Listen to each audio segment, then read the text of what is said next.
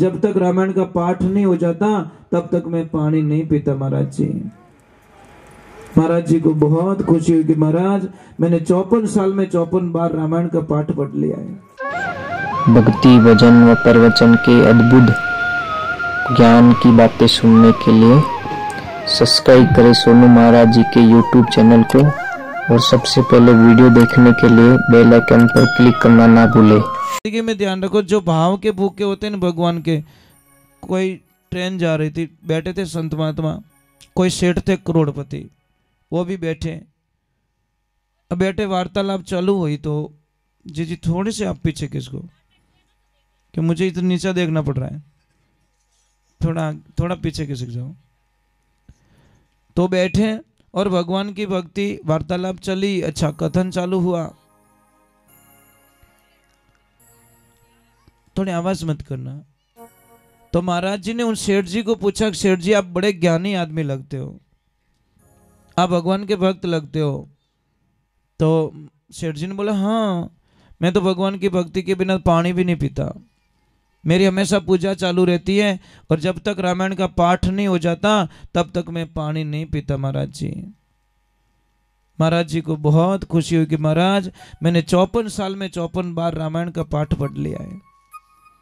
और खुश हो गए महाराज जी के बाद, धन्य हो, रूप पैसा भी कमा रहे हो और इधर आध्यात्मिक का ये धन भी कमा रहे हो। अब बोला, महाराज जी ने बोला कि सेठ जी आप कहाँ जा रहे हो? कि महाराज जी मैं जा रहा हूँ दिल्ली। कि क्यों? कि मैं और मेरे जो सगा भाई है, छोटा भाई, हमारे दोनों का एक प्लॉट लिया हुआ है जयपुर में 100 बाई 100 का। तो 50 बाई 100 का उसका आता है, 50 बाई 100 का मेरा प्लॉट आता है। और मेरी गैर हाजिरी में, मैं बॉम्बे रहता हूँ, मेरी गैर हाजिरी में मेरे भाई ने मकान स्टार्ट कर दिया और 3 फुट जगह मेरे में से ज़्यादा ले ली उसने। मतलब जहाँ 50 फुट आ रही थी 53 फुट जगह ले ली और मैंने स्टे ऑर्डर लगा दिया। कोर्ट में गया, मैंने स्टे ऑर्डर लगा दिया। 3 साल हो गए, मकान बनने दिया नहीं। पर अब जा रहा हूँ दिल्ली और सुप्रीम कोर्ट से केस करूंगा। जब तक मेरे भाई को जेल नहीं करवा दूंगा तब तक मैं शांति से बैठूंगा नहीं। महाराज की आंखों में आंसू आ गए कि वाह भाई वाह, रामायण की धूल उड़ाई दी तो। अरे बेटी रा बाप, 54 बार रामायण पढ़ी तो 54 बार के अंदर राम और भरत का कथन नहीं पढ़ा क्या?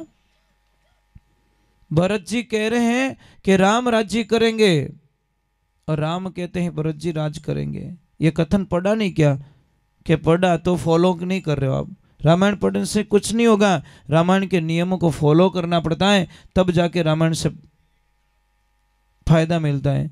उस भाई को ज्ञान हो गया कि गुरुजी में शरण आपकी आया, दिल की दुविधा रही नहीं क्यों, मैं दर्द मिट्या गणा सुख पाया, मैं गुरुजी में शरण आपकी आया। ज्ञान बाण घट भीतर उग्यो अखे ज्योति लिवलाया, जिन कारण जगत फिरे उजासी मैंने घट भीतर पाया, हे गुरुजी में शरण आपके आया। हे गुरुदेव, मेरी जिंदगी में अंधेरा था, आपने मुझे ज्ञान दिया और मेरे जीवन में उजाला कर दिया। अब मैं जा रहा हूँ जयपुर और पूरा प्लॉट ही मेरे भाई को देकर चला जाऊंगा वापस बम्बई। मेरे को नहीं, बहुत सारा धन आएगा आपके पास में, आपके घर में कभी पैसों की कमी नहीं रहेगी। मैं एक सूत्र बताता हूं, वो कर लेना, आपके पास पैसों की कमी नहीं रहेगी। कहते हैं कि कोई बहन थी, उसके ससुराल में काल घोषित हो गया, मतलब बारिश नहीं हुई, 2-3 साल से कुछ नहीं हुआ, मजदूरी बंद हो गई, खाना कुछ मिला नहीं।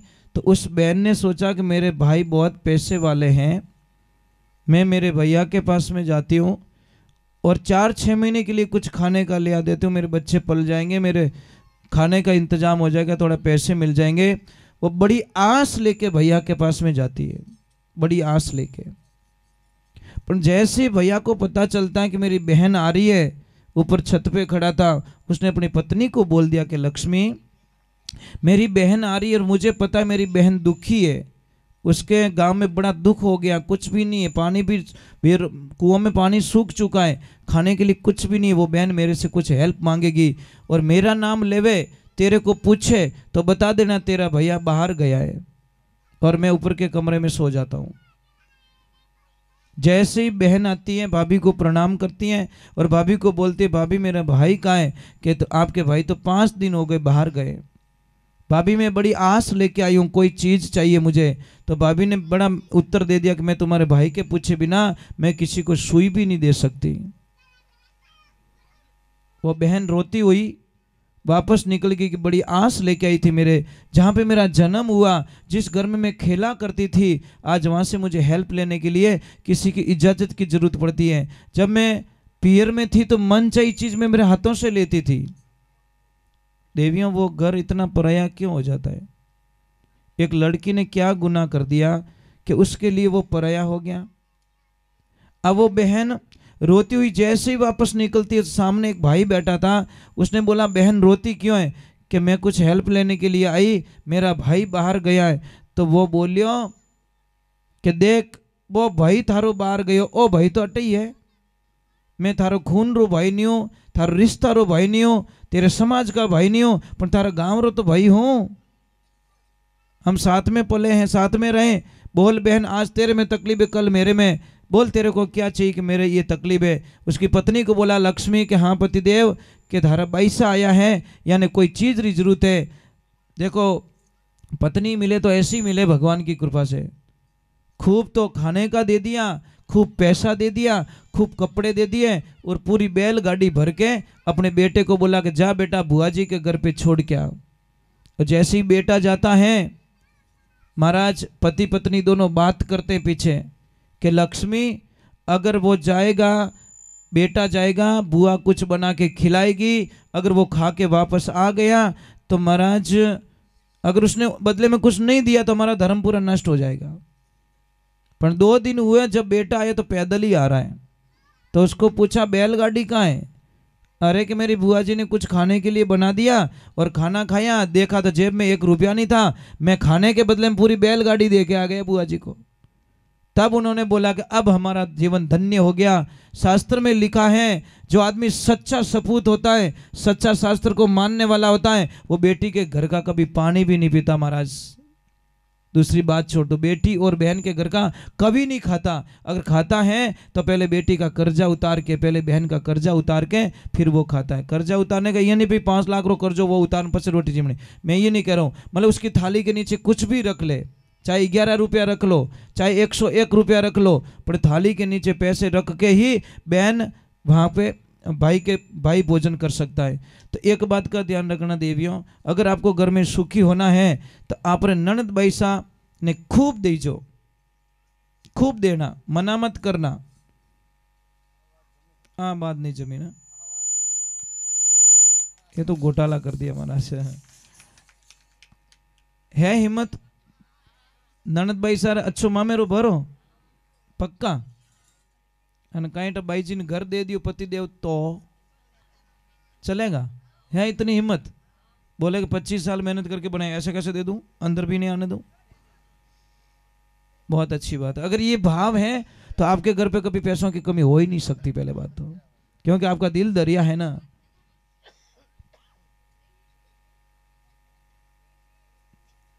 आप इनकी ननद हो क्या? हाँ शर्त अभी पक्को करे रही है। ये देखो कांटेक्ट हो गया इनका, क्या देखो मौका मत नटजो मती, व्यवहारिक बात है भाई, ये तो समझो तो कर लियो आपस में। क्या देखो सुन जो ध्यान 2 बार पाछो याद दिलायो कि ध्यान सुन जो के नहीं भाई। देखो एक बहन कहाँ जाती है? भाई के पास आस रहती है, कहाँ जाएगी वो? पियर में तो जाएगी, कहाँ जाएगी वो? अरे वहीं से अगर वो रोती हुई निकल रही तो कुछ नहीं बचा महाराज, हमारे पास कुछ भी नहीं है। थोड़ा जय जोर से बोलिए, बोलिए श्री भगवान की।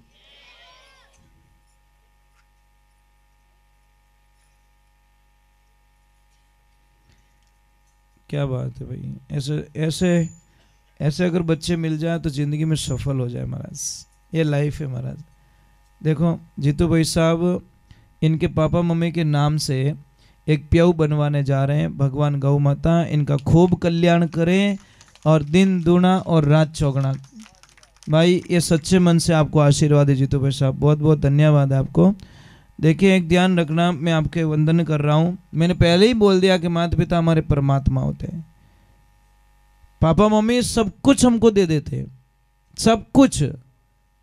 बोलो है कोई दानी ऐसा दुनिया में जो अपनी पूरी जीवन की कमाई भूखे मर के पैसा बचाया हो और लास्ट में बच्चों को देके जाए? कोई है ऐसा दुनिया में? सिर्फ पापा मम्मी के अलावा कोई नहीं कर सकता। और जो माता पिता ने, बेटा एक ध्यान रखना, बहू को ये शब्द कभी मत बोलना, कभी नहीं बोलना चाहिए कि हमारा सास ससुर मने कहीं दियो। ये शब्द बेटा कभी मत बोलना। सास ससुर आपने बेटो दियो, इनो मोटो दुनिया में कुछ नहीं दे सक्या, पर वनो बेटो तो थाने दे दियो। फिर भी अगर आपकी नीति अच्छी नहीं है तो फिर क्या करे महाराज? कौन आप रो बेटो देना चाहे? कोई नहीं देना चाहे। तो ये ध्यान रखना, सास ससुर अगर कुछ बोल रहे हैं ना तो बोलने दीजिए, वो है तब तक बोल रहे हैं, बाद में कोई नहीं बोलेगा। ध्यान रखना। अपने मारवाड़ी में कहावत है, 100 मरजो पण 100 ने हाका करने वालों मत मरजो। समझ में आई नहीं? समाज में कोई बोलकनो आदमी रहे नहीं, वो चाहिए महाराज। समझ में आई नहीं? कोई गलत रास्ते वो बीच में बोले ना हाका करे ने ठाणे लाई दे, एड़ो आदमी चाहिए महाराज। ध्यान रखजो। चलो एक बार भगवान के और जीतू भाई साहब के पूरे परिवार के लिए बहुत बहुत साधुवाद।